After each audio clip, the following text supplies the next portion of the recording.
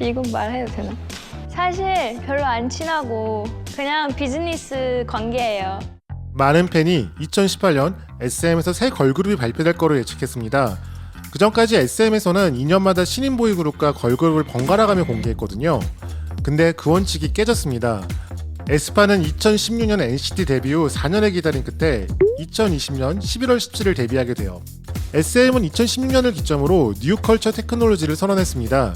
이 모토의 약자이기도 한 NCT가 데뷔한 후 NCT U, 127, 드림, 웨이션비 등 다양한 유닛 형태로 활동하며 다른 그룹의 3, 4인분을 차지했고요.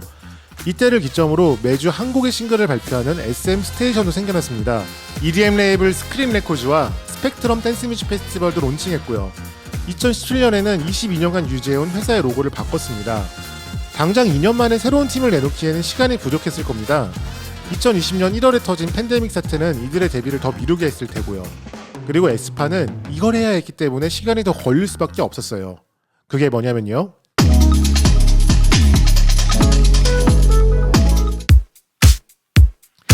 NCT가 SM의 네오컬처 테크놀로지를 대변하는 팀이라면 에스파는 광해라 불리는 메타버스 세계관을 대변하는 팀입니다. 에스파는 2020년 11월 디지털 싱글 블랙맘바로 데뷔해요.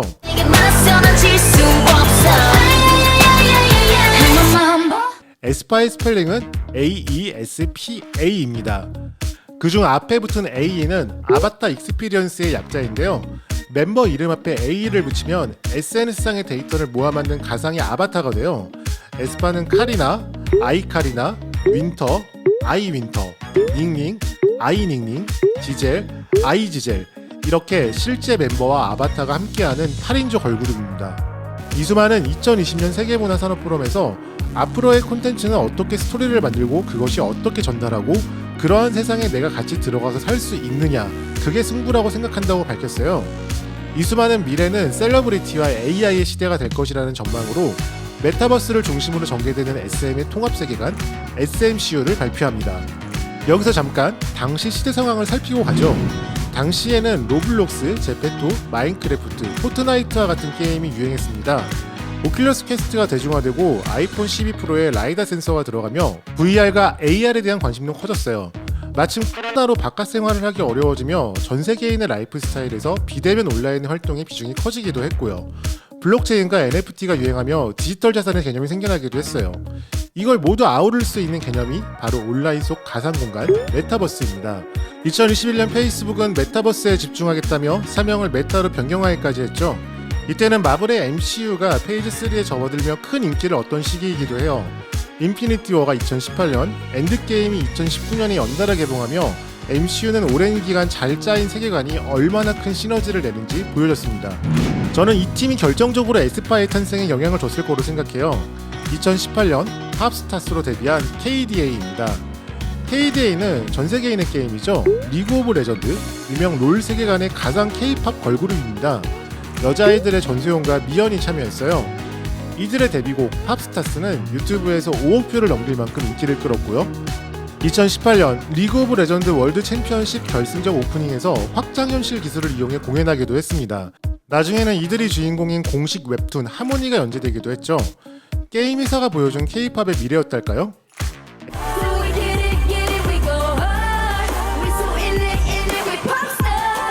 SM은 엑소를 통해 K-팝 시장에서 처음으로 세계관을 시도하고 이를 바탕으로 음악 회사에서 IP 비즈니스로 영역을 확장하려고 했어요. 롤의 세계관을 바탕으로 한 KDA의 등장은 성공적인 미디어 믹스의 사례로 에스파의 탄생에 많은 영향을 줬을 겁니다. 물론 이 때문에 KDA에게서 너무 많은 레퍼런스를 가져왔다는 비판을 받기도 했지만요. 블랙맘바는 SMCU 시즌1의 메인 빌런입니다. 에스파는 광야, 싱크 같은 세계관의 개념과 빌런의 존재를 통해 앞으로 펼쳐질 스토리텔링의 도입부를 성공적으로 보여줬어요. 이후 이를 카툰, 애니메이션, 웹툰, 모션 그래픽, 아바타, 노벨을 조합해 만든 카우만이라는 기술을 통해 시리즈물로 공개하기도 했는데요. 리그 오브 레전드를 만드는 라이엇 게임즈야 자체 CG팀이 있지만 SM은 원래 이런 걸 만들던 회사가 아니잖아요. 시행착오도 있었을 테고 준비하는데 시간이 걸릴 수밖에 없었을 겁니다. 자, 빌런이 등장했으니 이제 무찌르러 가봅시다. 어디로? 넥스트 레벨로. 저는 이 곡을 이렇게 표현하고 싶어요. 한국 대중음악 역사상 가장 신기하게 메가 히트한 곡. 이 곡은 머리 가슴 머리 구승으로 이뤄진 곤충 같은 곡이에요. 분노의 질주 홉센쇼의 OST인 넥스트 레벨을 가져와 그대로 리메이크하는 듯 싶었는데 중간에 고음 한번 지르더니 곡에 균열을 내고 다시 천연덕스럽게 원래 노래로 돌아옵니다. SM은 한국에서 다양한 곡을 표현하는 시도를 항상 해왔어요. 클로와 노트를 합쳐 한 곡으로 만든 샤이니의 셜록 같은 곡도 있고요. 몇 곡을 섞어 놓았는지 알기조차 힘든 소녀시대의 아가러 보이를 보세요. 오래전으로 가면 H.O.T의 아이야도 그랬고요. 이렇게 한국에서 여러 곡을 들을 수 있는 건 이제 K-팝의 특징이 되기도 했습니다. 덕분에 이 곡은 노래의 가사를 빌려 어떻게 전개될지 궁금해 미치게 만드는 곡이 됐습니다. 어마어마하게 대중적으로 인기를 끈 곡인데 가사는 블랙맘바가 만들어낸 환각 퀘스트, 에스파의 넥스트 레벨, 포스를 열어봐처럼 여전히 세계관의 스토리를 따라가고 있어요.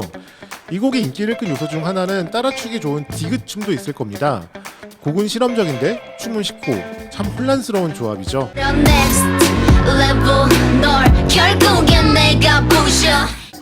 신드롬에 가까운 인기를 끈 이 곡은 한국대중음악상에서 2022년 올해의 노래 부문을 수상했습니다. 김윤아 평론가의 선정평을 가져와 볼게요. 메타버스, K-팝, 아바타, AI, 미래 엔터테인먼트, 넥스트 레벨은 한국의 노래가 감당할 수 있다고는 도무지 믿어지지 않는 이 모든 것이 골고루 섞여 들끓는 진귀한 용광로다. 넥스트 레벨은 2021년 한 해 노래 하나가 어디까지 낯설어질 수 있는지, 몸짓을 불릴 수 있는지를 그렇게 시험했다. 이 곡은 스크림 레코드의 아이스크림 리믹스 싱글로도 발표됐는데요. 저는 화려한 핑거 드러밍을 보여주는 라이언 클레드의 버전이 좋더라고요.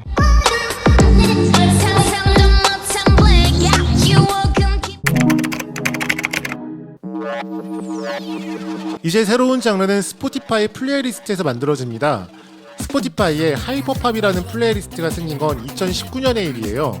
하이퍼팝을 탄생시켰다고 평가를 받는 인디레이블 PC뮤직에 생긴 건 2013년의 일이지만 하이퍼팝이 본격적으로 장르로 묶여 퍼진 건 6년 뒤의 일인 거죠. 하이퍼팝을 시도한 세비지가 발매된 건 2021년. 굉장히 빠르죠? 하이퍼팝에 대해 더 자세히 알고 싶으면 무키팝을 참고하세요. 하이퍼팝은 기존의 팝 음악의 요소를 뒤틀고 과잉된 사운드로 채운 팝입니다. 과잉이라는 측면에서 SM이 일관되게 추구해온 SMP와도 맞닿는 부분이 있습니다. 하이퍼팝은 2016년 팝스타 찰리 XCX가 부름부름을 발표하고 틱톡에서의 유행으로 전 세계적으로 인기를 얻었지만 한국에서 대중적으로 인기를 얻기는 어려운 장르라 생각해요. 앨범 커버의 로고처럼 메탈릭하고 뒤틀린 사운드를 들려주는데 이게 언더그라운드 댄스 클럽이라면 모를까 대중이 듣기 편한 편은 절대 아니거든요. 하지만 에스파는 나야 둘이 될 수 없어와 디귿춤에 이어 기미기미나 쯧쯧쯧쯧이라는 포인트로 곡의 인기를 끌어올립니다. 이미 핑크블러드의 항마력은 넥스트 레벨로 높아질 대로 높아졌거든요.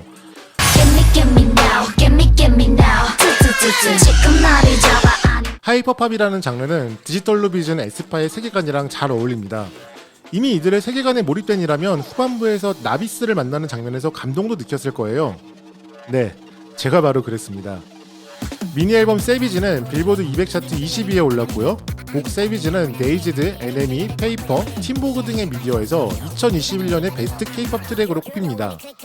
마치 K-팝의 새로운 시대를 예고하는 듯한 세비지의 활기차고 강렬한 일렉트로닉 팝 브랜드는 에스파가 그룹으로 활동한 지 1년 만에 대담하게 선보인 파격과 완벽하게 조화를 이룹니다.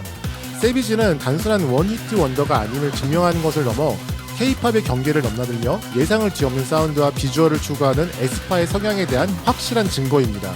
타이틀곡뿐만 아니라 세비지의 앨범 수록곡도 전부 좋은데요. 저는 샤이니의 에브리바디를 작업한 코치앤산도 참여곡 예피예피 추천할게요.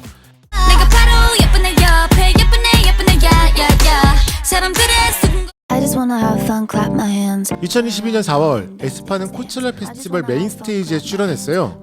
이 공연은 에스파가 데뷔 후 처음으로 관객 앞에서 하는 공연이기도 했습니다. 이때 라이프스트 숏이라는 신곡을 발표했는데요.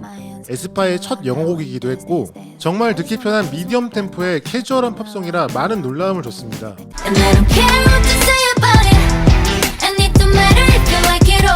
그래서 이번 앨범은 듣기 편한 음악을 시도하나 싶었지만 그럴 리가 없죠. 성공개부터 엄청나게 부피가 큰 808 베이스로 시작하는 힙합 트랙 도깨비불을 발표합니다. 걸스는 SMCU 시즌1을 마무리하는 앨범입니다.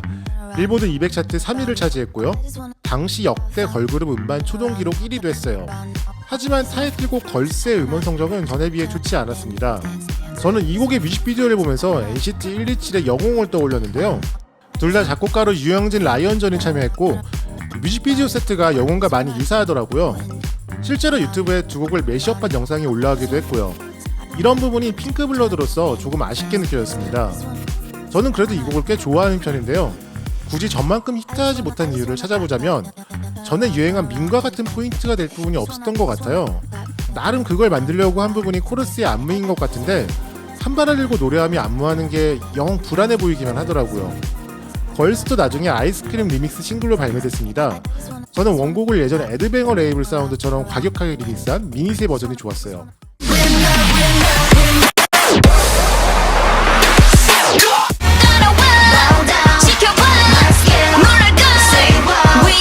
자, 이렇게 SMCU 시즌1이 끝났습니다. 블랙맘바는 무찔렀고요. 나이비스가 리얼월드로 올지 모른다는 떡밥을 남기면서요. 그리고 2023년 SM의 그 어느 때보다 큰 사건이 발생했습니다. 총괄 프로듀서였던 이수만이 물러가고 SM이 카카오에 인수된 거죠. 지금까지 에스파를 프로듀싱했던 유영진 역시 SM을 떠났고 이수만의 나무 심기 가사 지시 때문에 에스파의 컴백이 미뤄졌다는 내용이 이성수 전 대표를 통해 폭로되기도 했습니다. 진짜 이때 난리도 아니었죠. 제가 스토리 프로듀서로 참여하던 티빙 다큐멘터리 K-POP 제너레이션에서 마침 이 시기에 에스파의 인터뷰 촬영을 앞두고 있었어요. 이 때문에 혹시라도 인터뷰하지 못하게 될까봐 걱정이 많았는데요. 오늘 영상 가장 앞에 등장한 닝닝의 멘트가 그때 인터뷰입니다. 어려운 상황 속에서도 인터뷰를 잘 맞춰준 에스파 멤버들에게 고마움을 전합니다. 자, 이제 새 음반으로 SMCU 시즌2를 열어가야 하는데 에스파가 데뷔하던 때와는 상황이 많이 달라졌습니다. 메타버스는 일장춘몽이 됐고요. 세계관 최강자 마블의 MCU도 쇠락하고 있습니다. 뉴진스는 세계관 없이도 크게 성공했고요. 사람들은 이제 세계관에 피로감을 느낀다는 주장이 커지고 있습니다. SM은 카카오 엔터테인먼트의 자회사가 됐고요. 이제 에스파에겐 총괄 프로듀서 이수만도 음악 프로듀서 유영진도 없습니다. 에스파는 포스트 이수만 시대에 가장 먼저 음반을 발표하는 걸그룹이 됐어요. 이 음반의 평가에 따라 사람들은 향후 SM의 운명을 점칠 겁니다.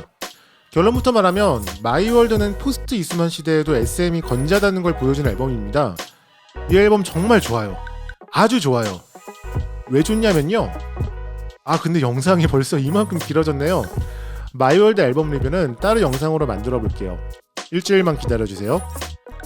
Hey baby, welcome to my world. 지금까지 레카처럼 보이지만 고급 음악 문화 정보를 제공하는 채널 사람들은 왜 하박국이었습니다. 구독, 좋아요 버튼을 누르면 더 많은 고급 정보를 얻을 수 있어요. 감사합니다.